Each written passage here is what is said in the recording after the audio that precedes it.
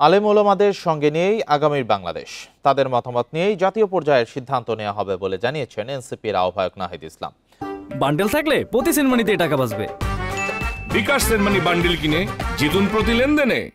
রোববার রাতে চট্টগ্রামের হাটহাজারীতে আল জামিয়াতুল আহলিয়া দারুল উলুম মইনুল ইসলাম মাদ্রাসার শিক্ষক শিক্ষার্থীদের সঙ্গে সৌজন্য সাক্ষাৎ শেষে কথা বলেন তিনি। জানান, দায় ও দরদের এবং ইনসাফের রাজনীতি করবে এনসিপি। এর আগে মাদ্রাসা পরিচালক ও হেফাজতের শীর্ষ নেতাদের সঙ্গে কথা বলেন এনসিপির কেন্দ্রীয় নেতারা।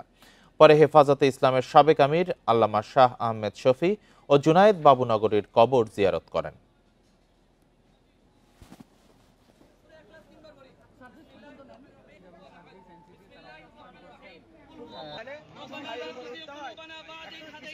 স্বাধীনতার পক্ষে, ইসলামের পক্ষে থাকব এবং দেশ গঠনে আলেম সমাজ এবং মাদ্রাসা ছাত্রদের ভূমিকা থাকবে।